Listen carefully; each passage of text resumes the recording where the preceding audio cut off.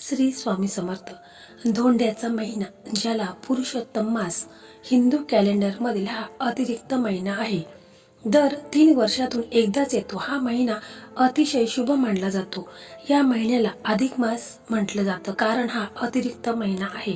तर 2026 मध्ये धोंड्याचा महिना, ज्यालाच अधिक मास असं म्हटलं जातं, तर हा कधीपासून सुरू होत आहे आणि कधी संपत आहे.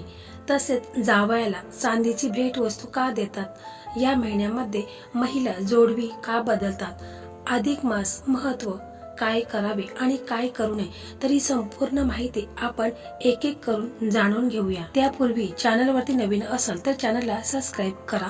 व्हिडिओ पाहत असताना व्हिडिओला लाईक करा. त्याचप्रमाणे श्री स्वामी समर्थ अशी कमेंट करा. सन 2026 हे हिंदू पंचांगानुसार अतिशय खास ठरणार आहे. या वर्षी मलमास लागल्यामुळे हिंदूंचे नवे वर्ष 13 महिन्याचे असेल, म्हणजे 17 मे ते 15 जून दरम्यान हा अधिक मास राहणार आहे. या काळात विवाहासारख्या सर्व मांगलिक कार्य वर्ज्य मानली जातात. मात्र या काळामध्ये पूजापाठ, जप तप आणि दान पुण्य केल्यास भगवान विष्णूंची विशेष कृपा प्राप्त होते. त्याचप्रमाणे गोमातेची सेवा करणे, गायीला हिरवा चारा खाऊ घालणे अत्यंत पुण्यकारक मानले आहे. अधिक मासामध्ये रामायण, गीता यासारखे धार्मिक ग्रंथांचे दान करणेही अत्यंत शुभ मानले जाते. या महिन्याला भगवान विष्णूंच्या भक्तीचा महिना म्हटला आहे. हिंदू संस्कृतीत परंपरेत प्रत्येक नात्याला मानाने वागवले जाते, जेणेकरून आपसुकच परस्पर तृणानुबंध दृढ होतात. अधिक मासानिमित्त असेच आपल्या मुलीला सासरच्या वातावरणात प्रेमाने सांभाळून घेणारा जावई हा मुलीच्या मातापित्यांना नारायण समान भासला जातो. म्हणून पुरुषोत्तम मासात जावयाचा मान म्हणून त्याला वाण दिले जाते. अधिक मासात प्रत्येक दिवस हा शुभ असतो, तरी देखील जावयाच्या सवडीने त्याला घरी बोलावून त्याचा सांग्र संगीत सत्कार केला जातो. तसेच जावयाला काय वाण घ्यावे याबद्दल अनेक सोन्याच्या दुकानामध्ये, ज्वेलरीमध्ये चढावड पाहायला मिळते.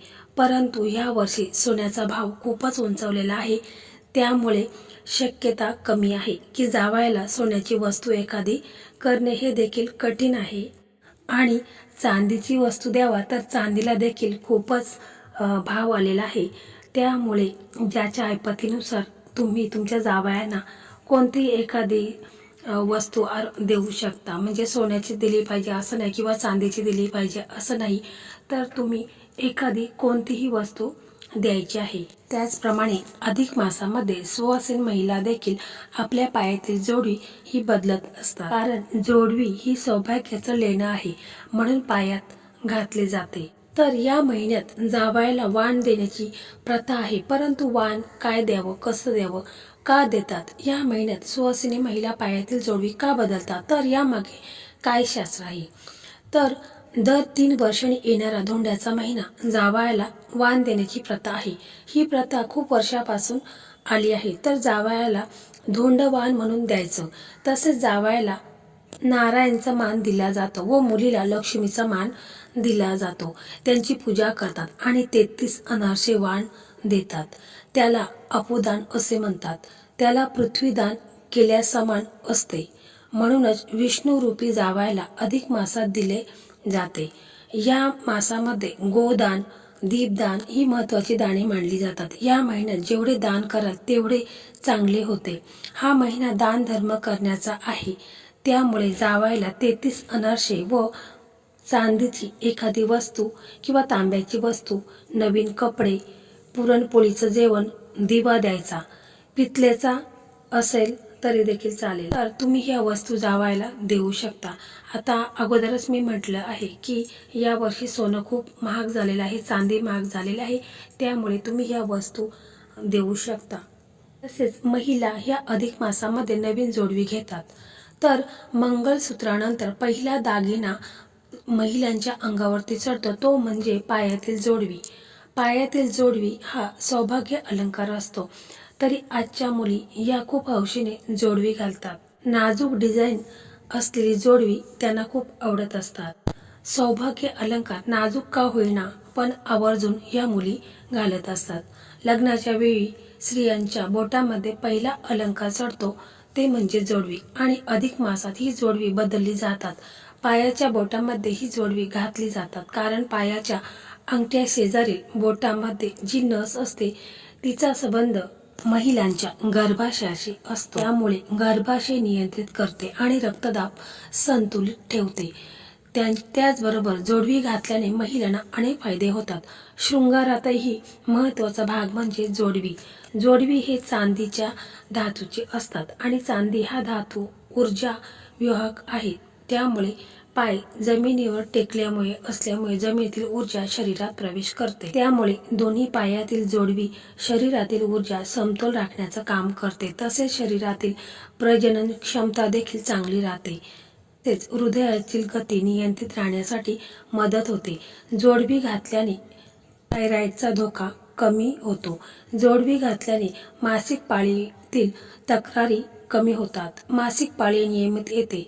जोडव्यामुळे एक विशिष्ट रक्तवाहिनी व दाब निर्माण होत असल्यामुळे गर्भाशयाला रक्तपुरवठा सुरळीत होतो. गर्भाची संवेदनशीलता वाढते. जोडवी घातल्याने शरीरातील सर्व नस आणि मांसपेशी ही व्यक्तीची काम व्यवस्थित करत असतात आणि त्यामुळे दोन्ही पाय जोडवी घातल्याने ऊर्जेचे प्रमाण व्यवस्थित राहते. तर दगडासारखा आलेला महिना म्हणजे धोंडा महिना. मात्र धोंडा अधिक मास यांना जोडण्याचा एक खाद्यपदार्थ आहे, त्याला धोंडा म्हटलं जातं. तर बघा, नागपंचमीला पुरण घालून चौकोनाचा पदार्थ केला जातो, त्याला धोंड म्हणतात. तोच पदार्थ गोल लाईनसारखा किंवा धोंड्यासारखा वळून उकडला जातो, त्याला धोंड्याचा नैवेद्य म्हणतात. जेवणानंतर जावयाला आग्रहाने धोंडे खाऊ घालतात. त्याचप्रमाणे नारायणाने धोंड्याचा नैवेद्य स्वीकारला आहे असं मानलं जातं. तर दर 3 वर्षांनी एक महिना अधिक धरला जातो. ते वर्ष 13 महिन्याचे असते. अधिक मासाला पुरुषोत्तम मास, मल मास असे म्हटले जातं किंवा धोंड्याचा महिना असं देखील म्हणतात. अधिक मास येण्याची पद्धत पूर्णपणे खगोलशास्त्रीय आहे. तसेच अधिक मासात विवाह, ग्रहप्रवेश, मौजी बंधन, बारसे यासारखे शुभ आणि मांगलिक कार्य केली जात नाही. असे मानले जाते की या महिन्यात शुभ कार्य केल्यास अपेक्षित फळ मिळत नाही. मल मासात भगवान विष्णूंची पूजा करण्याला विशेष महत्त्व आहे. या काळात तुम्ही दान, धर्म, जप, तप, पूजापाठ आणि गोमातेची सेवा करणे अत्यंत पुण्यकारक मानले जाते. तसेच अधिक मासात रामायण, गीता यासारखे धार्मिक ग्रंथांचे दान करणे अत्यंत शुभ मानले जाते. सूर्य पंचांगाच्या तुलनेत चंद्र पंचांगाची कालमर्यादा कमी असते. चंद्र पंचांग 354 दिवसाचे असते तर सूर्य पंचांग 365 दिवसाचे असते. त्यामुळे दरवर्षी दोघांमध्ये सुमारे 11 दिवसाचा फरक निर्माण होतो.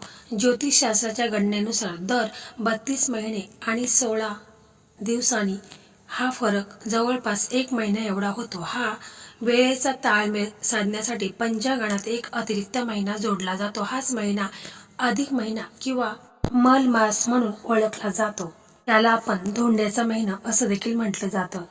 तसेच अधिक महिना हा 30 किंवा 33 दिवसाचा असतो आणि या कालावधीत सूर्यदेव कोणत्याही नवीन राशीत प्रवेश करत नाहीत. ते एका जागी थांबून राहतात. पौराणिक कथांमध्ये असे सांगितले जाते की जेव्हा या महिन्याची निर्मिती झाली तेव्हा कोणतेही देवाने त्याचा स्वीकार केला नाही. मग काय दुःखी कष्टी झालेला मल मास भगवान श्रीकृष्णाकडे गेला. भगवान श्रीकृष्ण म्हणजे श्री विष्णूंचा अवतार.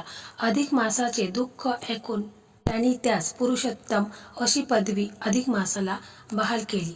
तेव्हापासून अधिक मासाला पुरुषोत्तम मास असंही म्हटलं जातं. भगवान श्री विष्णू यांच्या आशीर्वादामुळे तसेच पुरुषोत्तम या नावामुळे इतर 12 महिन्यापेक्षा तो अधिक तेजस्वी झाला. काही ठिकाणी याला दामोदर मास असं देखील म्हटलं जातं. म्हणून श्री हरी विष्णू आणि श्रीकृष्ण यांची उपासना केली जाते. तर अशा प्रकारे आपण आजच्या या व्हिडिओमध्ये संपूर्ण माहिती जाणून घेतलेली आहे की 2026 धोंड्याचा महिना म्हणजेच त्याला आपण अधिक मास म्हणतो, हा कधीपासून सुरू होत आहे आणि कधी संपत आहे. जावयाला चांदीची भेटवस्तू का देतात, महिला जोडवी का बदलतात, अधिक मासाचं महत्त्व, काय करावे काय करू नये, ही संपूर्ण माहिती आपण जाणून घेतलेली आहे. तर व्हिडिओ तुम्हाला कसा वाटला कमेंटमध्ये नक्की सांगा.